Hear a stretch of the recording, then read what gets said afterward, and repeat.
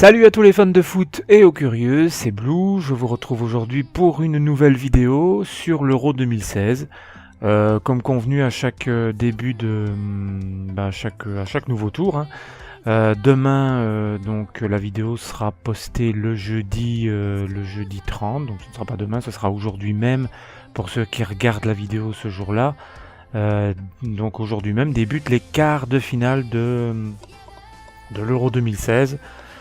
Avec un match chaque jour jusqu'à dimanche. Donc nous aurons un match, donc nous aurons Pologne-Portugal jeudi, donc aujourd'hui. Nous aurons Pays de Galles-Belgique vendredi. Nous aurons Allemagne-Italie le samedi. Et enfin France-Islande le dimanche. Alors voilà, je vais énumérer un petit peu les 4 matchs et vous dire un petit peu ce que moi j'en pense et qui je vois gagner exactement comme je l'ai fait pour les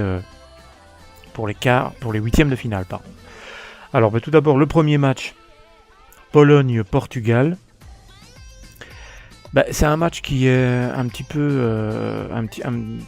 je vais dire, un petit peu spécial, enfin pas spécial mais un petit peu bizarre parce que j'ai regardé les huitièmes de finale entre la Suisse et la Pologne et entre la Croatie et le Portugal.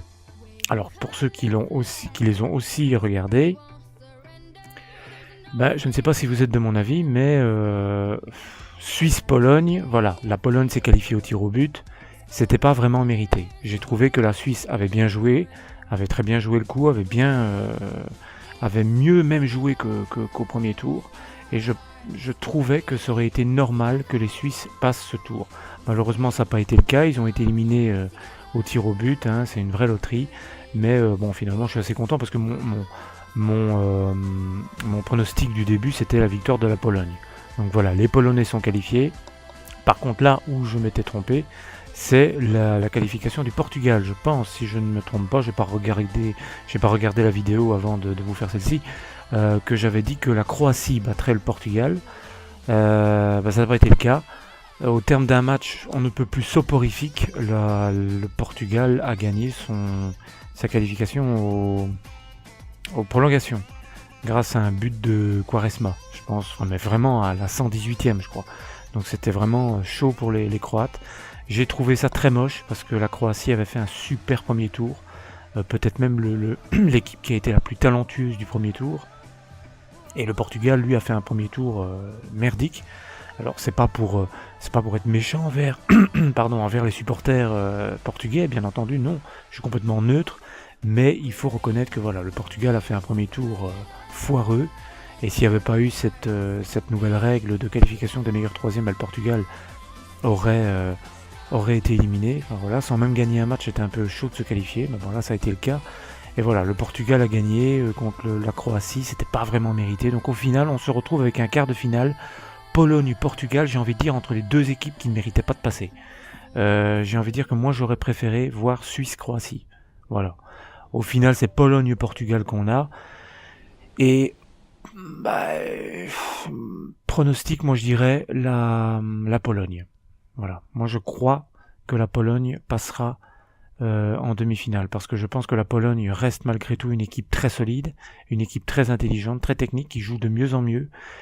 Et voilà, voilà, comme on dit, je me jette à l'eau et je me mouille.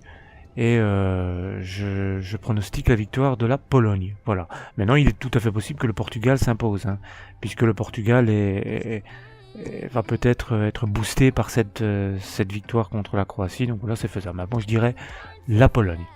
Ensuite, Pays de Galles-Belgique qui se jouera le 1er juillet, donc vendredi 1er juillet à Lille. Pologne-Portugal, c'était à Marseille. Ce sera à Marseille. Pays de Galles-Belgique, c'est un match spécial évidemment pour moi, puisque vous le savez, je le répète pour la 3e fois que je suis un Belge, donc supporter des Diables Rouges. On a évidemment bien fait la fête quand on s'est qualifié contre la Hongrie, puisque je pense que c'était un des matchs références de l'Euro, on peut le dire. Je pense que les spectateurs neutres ne me contrediront pas que ce Belgique-Hongrie était quand même assez beau, avec un Magic Eden Hazard. Voilà, on a gagné 4-0, c'était assez net et sans bavure. Je pense qu'on était largement supérieur aux Hongrois, ça y avait pas photo. Et le Pays de Galles de son côté lui a eu beaucoup plus dur contre une équipe de l'Irlande du Nord qui a vraiment bien joué, mais qui a fait une erreur en deuxième mi-temps et qui a planté un but contre son camp. Du coup le Pays de Galles se retrouve en quart de finale sans vraiment avoir été étincelant, mais ce sera un quart de finale qui va être très chaud, puisque pour ceux qui ne suivent pas vraiment l'actualité des Belges, il faut savoir que les Gallois sont des... c'est une équipe qu'on connaît bien. C'est une équipe que la Belgique connaît bien puisqu'on l'a affrontée pour les qualifications de la Coupe du Monde 2014. On les a affrontés pour les qualifications de l'Euro. Et maintenant, on les retrouve ici à l'Euro 2016. Donc c'est vraiment... on s'affronte au moins 1 à 2 fois par an. Donc c'est une équipe qu'on connaît bien. Et on connaît le danger, pas uniquement parce que c'est l'équipe de Gareth Bale, mais parce que c'est une équipe très bien regroupée, qui défend très bien, qui est vraiment talentueuse, de plus en plus talentueuse, qui a beaucoup de hargne, beaucoup d'envie dans cet Euro. Donc je pense que la Belgique tient là son adversaire le plus difficile après l'Italie. Donc je pense que ça va être très chaud, j'espère. Je ne peux qu'espérer la qualification des Diables Rouges, bien entendu, mais je pense que ça va être vraiment très chaud. Et je dirais que si la Belgique parvient à se qualifier contre le Pays de Galles, je pense qu'on peut aller au bout. Parce que si on parvient à museler, si on parvient à maîtriser les Gallois, je pense qu'on peut vraiment museler n'importe qui et qu'on peut vraiment passer outre l'Allemagne ou même si on arrivait à se retrouver face aux Italiens ou aux Français. Ce seraient nos 3 plus gros adversaires après le Pays de Galles. Donc voilà, je pense qu'il y aurait vraiment moyen, quoi. Voilà, donc j'espère une qualification des Diables Rouges. Je pense que si on rejoue comme on l'a fait contre les Hongrois, on doit passer. Si on n'y arrive pas et qu'on est trop mollasson, on se fera éliminer. Voilà, c'est ce que je pense. Ça va être un match très chaud. Il faudra vraiment être à 100%. Sinon, on est mort. Ensuite, à Bordeaux, se jouera samedi 2 juillet, Allemagne-Italie. Alors ça va être le choc évidemment, ça c'est le choc des quarts de finale. Allemagne-Italie, c'est comme Italie-Espagne, c'est une finale avant l'heure. Et du côté des Allemands, on a pu regarder, personnellement j'ai pas regardé le match Allemagne-Slovaquie, mais d'après le score et d'après le résumé que j'ai pu en voir, l'Allemagne a été dominante. L'Allemagne a été dominante et sa victoire est méritée, bien sûr. Quand vous gagnez 3-0, c'est un peu difficile de dire que c'est pas mérité. Les Allemands ont mérité leur victoire et sont bien rentrés dans leur Euro. J'ai l'impression qu'ils sont passés à la vitesse supérieure et qu'ils vont être une équipe vraiment très difficile à manier pour la suite de la compétition. Donc ça va être très difficile, mais d'un autre côté, leur adversaire du jour, l'Italie, m'a impressionné contre l'Espagne.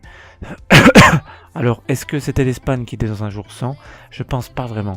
Je pense que l'Italie a très bien joué son 8e de finale contre les Espagnols. Ils ont encore une fois très bien défendu les Italiens. Ils ont su sortir quand il le fallait, ils ont su attaquer quand il le fallait, ils ont su marquer quand il le fallait. Et l'Italie a mérité amplement sa qualification contre les Espagnols. Donc les tenants du titre sont éliminés, il reste encore les champions du monde que sont l'Allemagne. Est-ce que l'Italie va parvenir à faire le doublé, c'est-à-dire éliminer les tenants du titre et éliminer les champions du monde ? On le saura samedi soir, mais je parierai sur l'Italie. J'ai envie de parier sur l'Italie. J'ai envie de parier sur l'Italie, même si je sais que ça va être un match très chaud. J'ai envie de parier sur l'Italie, j'avoue. Même si je pense que l'Allemagne a beaucoup de chances de passer aussi. Mais j'ai envie de parier, c'est un petit coup de cœur.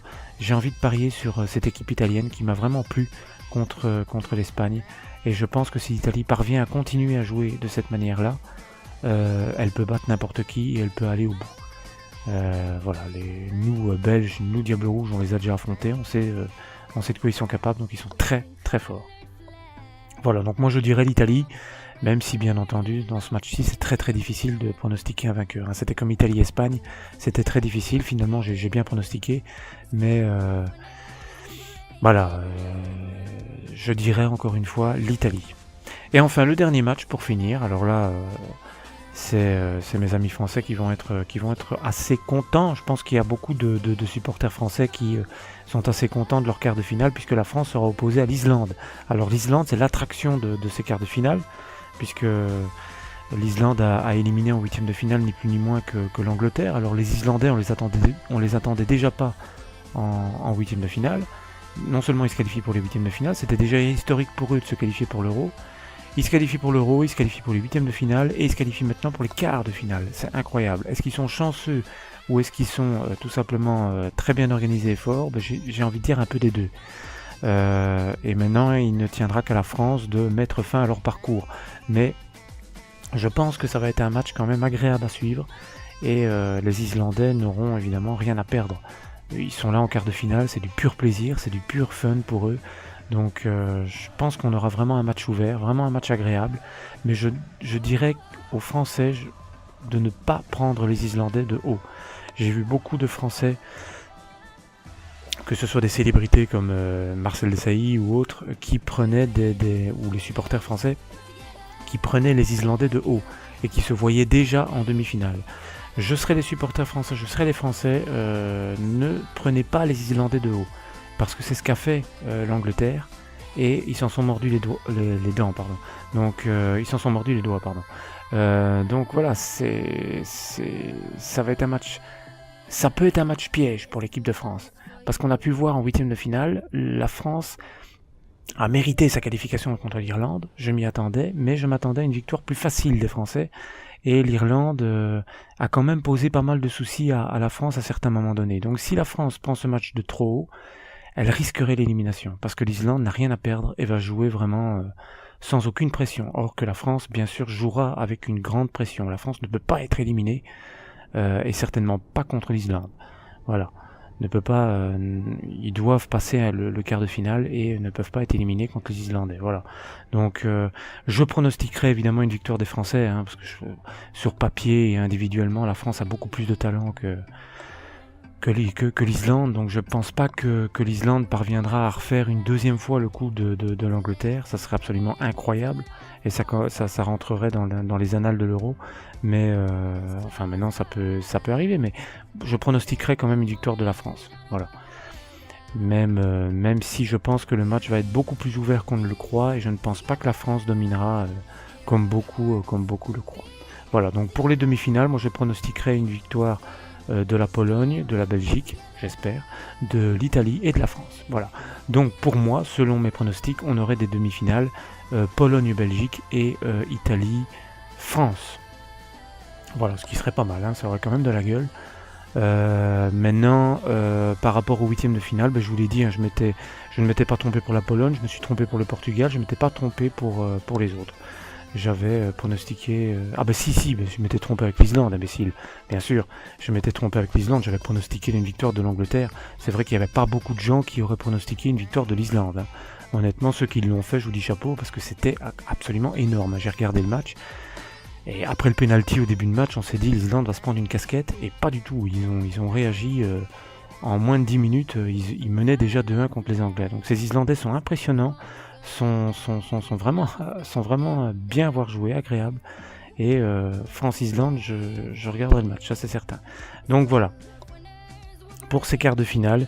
Et bien sûr, je vous referai une vidéo. Les quarts de finale s'achèvent dimanche. Les demi-finales commencent à partir de mercredi, je crois. Mardi ou mercredi, donc voilà, au plus tard, ma vidéo pour les demi-finales arrivera le mardi. Je vous parlerai donc de ce qui s'est passé dans les quarts de finale et je vous ferai mes pronostics pour les demi-finales. Comme d'habitude, vous dans les commentaires, n'hésitez pas, hein, faites-moi vos pronostics pour ces quarts de finale, dites-moi ce que vous avez pensé des huitièmes de finale et de cette vidéo, machin, enfin vous avez l'habitude. Allez-y, lâchez-vous à vos claviers pour vos commentaires. Voilà, moi je vous dis à bientôt pour une prochaine vidéo sur DBS, l'Euro 2016 et plein d'autres choses par la suite. Salut à tous!